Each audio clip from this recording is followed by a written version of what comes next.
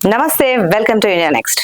కృత్రిమ మేధ, artificial intelligence, ఇది మానవులు లేదా జంతువుల్లో కనిపించే మేధస్సు అంటే సహజ మేధస్సుకు భిన్నమైంది.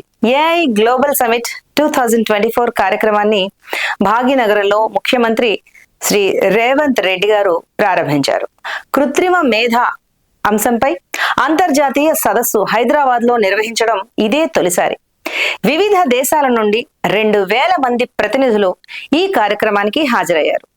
సాంకేతిక రంగంలో అత్యుత్తమ ఆవిష్కరణగా ఇప్పటివరకు చెప్తున్న కృత్రిమ మేధస్సు టెక్నాలజీకి హైదరాబాద్ని కేంద్రంగా తీర్చిదిద్దుతామని ముఖ్యమంత్రి రేవంత్ రెడ్డి ప్రకటించారు.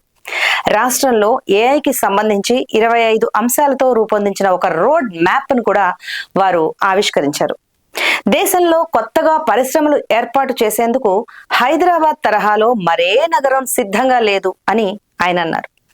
పరిశ్రమల ఏర్పాటులో ఉన్న సవాళ్లను అధిగమించి ఆయా రంగాలకు భవిష్యత్తును సృష్టిస్తామని, నాస్కామ్ భాగస్వామ్యంతో చేపడుతున్న తెలంగాణ ఏఐ మిషన్ ద్వారా రాష్ట్రంలో కృత్రిమ మేధ రంగంలోని నిపుణులతో కలిసి ఆవిష్కరణలను ముందుకు తీసుకువెళ్తామని కూడా ప్రకటించారు.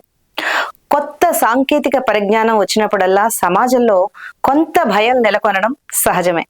అది మన జీవితాన్ని మెరుగుపరుస్తుందా లేక ఉన్న ఉద్యోగాలను తీసుకుపోతుందా అనే భయాలు కూడా తలెత్తుతాయి. కృత్రిమ మేధ ప్రపంచ సాంకేతిక రంగంలో ఇప్పటి వరకు వచ్చిన అత్యుత్తమ ఆవిష్కరణ. గతంలో వచ్చిన పారిశ్రామిక విప్లవాన్ని ఆధారం చేసుకుని భారతదేశం ఏ విధంగా అభివృద్ధి సాధించిందో, కొత్తగా వచ్చిన ఈ ఏఐ విప్లవాన్ని కూడా అందిపుచ్చుకుని దేశం అన్ని రంగాలలో ప్రగతిని సాధించవచ్చు